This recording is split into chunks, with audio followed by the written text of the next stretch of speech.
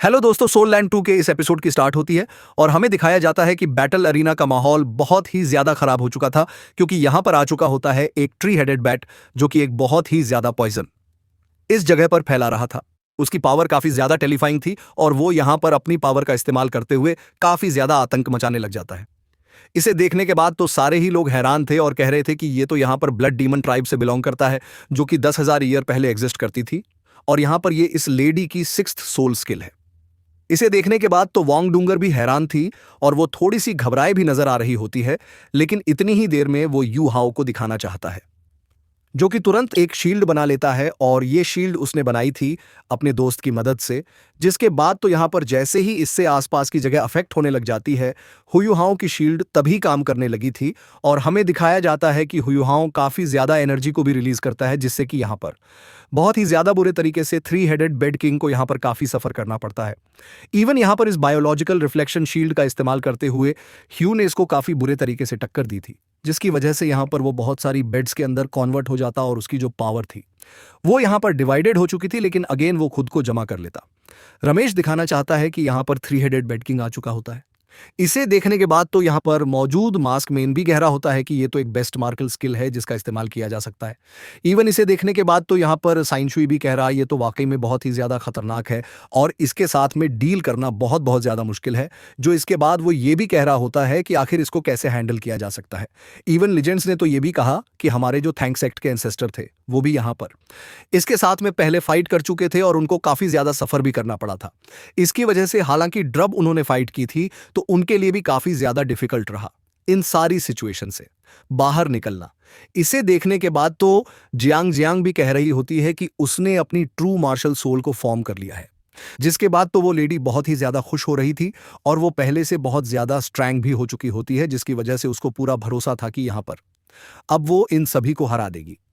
साथ ही वो इतना ज्यादा ऑफेंड हो चुकी होती है कि अब वो यहां पर कह रही होती है कि तुमने मेरे ब्रदर को नुकसान पहुंचाया है तो अब तो यहां पर मैं तुम्हें बिल्कुल भी नहीं छोड़ने वाली हूं। मैं चाहती हूं कि मैं तुम्हें अपने ब्रदर के साथ में ही बरी कर दूं और मैं ऐसा करके रहूंगी।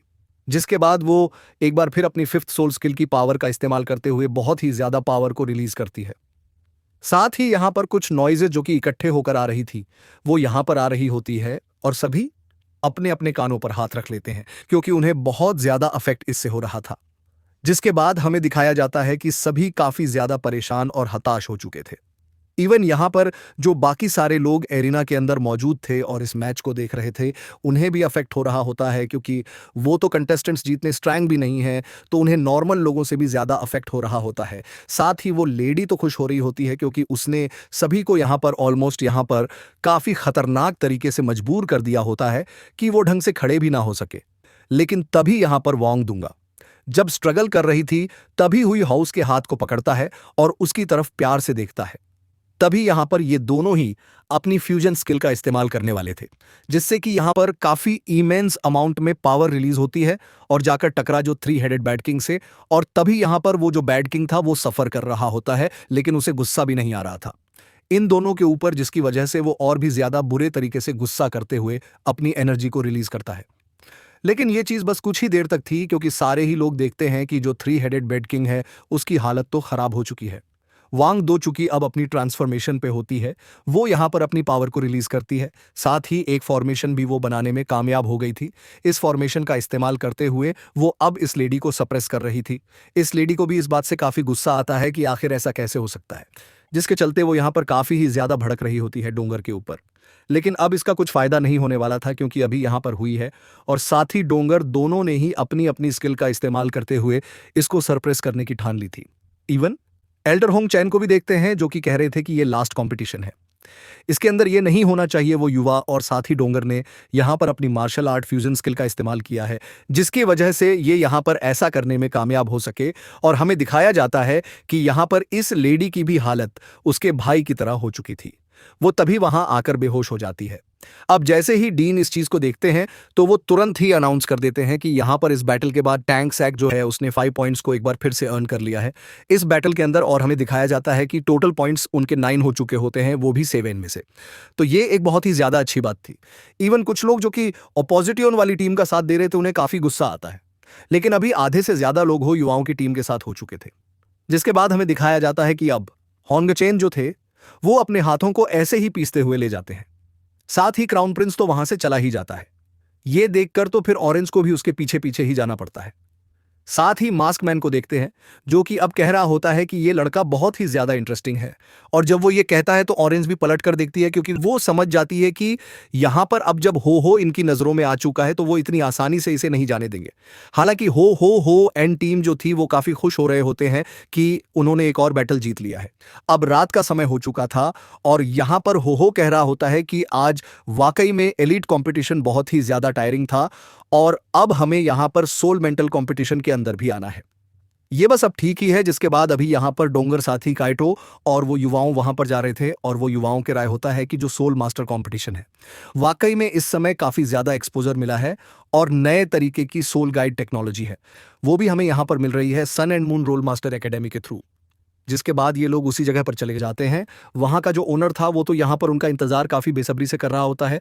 जैसी हो यू हो वहां पर आता है तो वो उसको ग्रीट करता और गहरा होता है कि नॉकआउट राउंड के अंदर 48 और साथ ही 20-4 जो है वो आज आपका वेट कर रहा है, प्लीज जल्दी से वहां पर चलिए। और उसके एक्साइटमेंट को देखते हुए हो यू हो उससे पूछ ही लेता है कि आज तुम इतने एक्साइटेड क्यों हो। तभी वो कह रहा होता है कि आज हम एक नए फॉर्मेट के कंपटीशन को अनाउंस कर रहे हैं और वो बहुत ही ज्यादा अच्छा होगा। कंटेस्टेंट के बीच में एक डायरेक्ट फाइट होने वाली है जो कि सोल गाइड के थ्रू होगी और वो भी उनके खुद के द्वारा बनाए गए सोल गाइड। तो अब ये एक लाइफ एंड डेथ का बीच का बैटल होने वाला है। इसे देखकर काइटो और सात डोंगर दोनों ही शॉक्ड हो चुके थे। लेकिन होयू हो इसे देखकर गहरा होता है कि अच्छा ये बात है। जिसके बाद हमें डायरेक्ट दिखाया जाता है कि लोग उसी जगह पर आ जाते हैं। काइटो एंड ऑनर्स जो थे वो यहां पर अपने अपने टूल बना रहे होते हैं। तभी यहां पर कंपटीशन हो जाता है स्टार्ट और हमें दिखा जाता है कि अपना हुई हो 68 और साथ ही काहे2 अपना 6008 यहां पर अपने टूल्स को बना चुके होते सबसे पहले और उसके बाद 4826 एंड ऑनर्स भी अपने अपने टूल्स को बना चुके थे। तब यहां पर असल कंपटीशन शुरू होता है क्योंकि ये काफी इंटरेस्टिंग बैटल होने वाला था। तो इसे देखने के लिए काफी लोग बहुत ही ज्यादा एक्साइटेड भी होते हैं कि आखिर इस बैटल के अंदर हमको क्या देखने के लिए मिल सकता है और वो भी कुछ एक्साइटिंग सा। जिसके बाद हमें यहाँ का मैकेनिज्म दिखाया जाता है जो कि तुरंत यहाँ पर सेटअप हो जाता है और उसके बाद यहाँ के जो टीम वाले बंदे होते हैं वो कहने लगे थे कि ये जो फाइट होगी वो आपके द्वारा बनाए गए सोल टूल से ही होगी, तो आप प्लीज उसका अच्छे से इस्तेमाल करिएगा और हमें इससे फर्क नहीं पड़ता कि वो लाइफ का है या फिर डेथ का। ये बस आपके स्ट्रेंथ और साथ या आपकी वीकनेस के ऊपर डिपेंड करता है। जिसके बाद जैसे ही यहाँ पर होयू हाउ की एंट्री होती है तो वो लोग ये कहने लगे होते हैं कि जो पर्सन है जो कि व्हील चेयर के ऊपर बैठा हुआ है ये क्लियरली डेंजर के अंदर नजर आ रहा है। जिसके बाद बाकी सारे लोग चीयर अप कर रहे थे और देख रहे होते हैं कि अब आगे क्या होगा। एक तरफ नंबर 66 था तो दूसरी तरफ नंबर 48 होता है। जिसके बाद रेफरी कर रहा होता है कि दोनों ही साइड क्या रेडी हो चुके हैं। तभी हुई हो और उसका ऑपोजिटियन वाला बंदा दिखाया जाता है। जिसके बाद दोनों एक दूसरे को देख रहे थे। जैसे ही यहां पर होस्ट बोलता है स्टार्ट तो दोनों ही यहां पर अपने अपने वेपन से एक एक गन को शूट करते हैं और सामने वाले बंदे की जो बुलेट होती है वो ही वहां की बुलेट से टकराकर वहीं पर डिस्ट्रॉय तो हो ही चुकी थी लेकिन साथ ही वो बंदा बाल बाल बचता है एंड ये चीज लिटरली वहां पर होती है। जिसके बाद एक बहुत ही बड़ा सा ब्लास्ट हो जाता है और यहां पर ये बंदा गिर गया था और तभी वो कह रहा होता है कि जो मैंने यहां पर जो तुम्हारे ऊपर एम किया है मैं चाहता तो तुमको इसे हिट कर सकता था, तुम यहां पर खत्म भी हो सकते थे। तभी यहां पर वो बंदा कह रहा होता है कि जो मिगड़ू के अंदर कंपटीशन हो रहा है ये बहुत ही ज्यादा अच्छा हुआ। हालांकि 48 और 20 फॉर्म में से काफी अच्छा परफॉर्म हुआ है और अब हमें देखना यह है कि 17 और साथ ही 66 के बीच में आखिर आगे क्या होगा। तभी जो बाकी सारे लोग थे जो कि इस बैटल के अंदर पैसे लगा रहे थे वो अच्छा खासा अमाउंट भी जीत रहे होते हैं। जिसके बाद हमें देखने के लिए मिलता है कि हुयुहाओ ने भी अच्छा खासा अमाउंट अर्न किया था। जिसके बाद अगले दिन का सीन हमको देखने के लिए मिलता है और अब ये लोग आ चुके होते हैं एरिना के अंदर जहां पर सुशसी आया होता है। तभी हुई हाउस को है 5 देता है और अपने सामने मौजूद ओपोनेंट को तुरंत ही अपनी मेंटल एबिलिटी का इस्तेमाल करते हुए अपनी स्पिरिचुअल हैंड के थ्रू उस बंदे को एक ही बार से हरा देता है। अब यहां पर ऐसे ही ये राउंड चलते रहते हैं जहां पर जांगजियांग और साथ ही बाघ के सारे ऑनर कंटेस्टेंट जो थे वो बहुत अच्छा परफॉर्म कर रहे होते हैं। काइटो तो अपनी कैनन के साथ में धमाल ही मचा रहा होता है, वो तो अपने ओपोनेंट को दिखने भी नहीं दे रहा था। जिसके बाद हुई हो एंड अपनी डोंगर दोनों ही फ्यूजन स्किल का भी इस्तेमाल करती हूं। इसी स्किल का इस्तेमाल करके वो अपने ओपोनेंट को एकदम ही खत्म कर देते हैं, एकदम जड़ से मिटा देते हैं अपने ओपोनेंट को। और ऐसे ही ये बैटल चलता जाता है और यहां पर इस बैटल को देखने के बाद लोग काफी इंप्रेसिव हो चुके थे।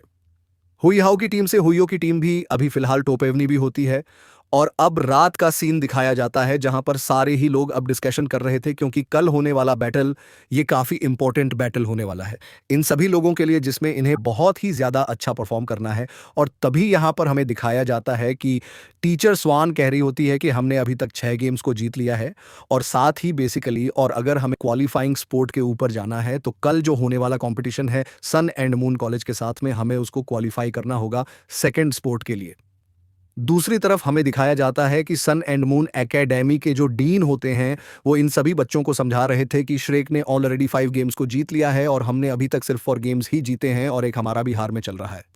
ये सिचुएशन हमारे लिए अच्छी नहीं है। तभी उसके साथ ही कह रही होती है कि ऐसा कुछ नहीं है। कल को होने वाला बैटल हम अभी भी सिचुएशन पलटने में हेल्प कर सकता है क्योंकि कल हमारी फाइट होने वाली है।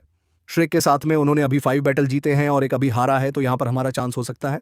लेकिन दूसरी तरफ अभी टीचर इनको समझा रहे होते हैं कि कल का मैच हम अफोर्ड नहीं कर सकते क्योंकि उसके बाद हम कंप्लीटली एलिमिनेटेड हो जाएंगे। तो अब हमारे पास में कोई दूसरा चांस नहीं है। वॉन क्यूअर भी अपने लोगों से कह रही थी कि अब तो हमें फाइट करनी ही होगी भले ही हमारे अगेंस्ट कोई भी आकर क्यों ना खड़े हो जाए। वैसे तो यहाँ पर जब सन एंड मून एम्पायर की टीम की फाइट हुई थी हुयुहाव की टीम के साथ में तब यहाँ पर वो लोग हार गए। तो सिंपली बात यह है कि अगर हमें हुयुहाव की टीम को हराना है तो सबसे पहले तो हमें उन लोगों को ही हराना है होगा क्योंकि अगर हम उन्हें ना हरा सके तो हमें यह समझ जाना चाहिए कि हम हुयुहा की टीम को भी नहीं हरा सकते। ओए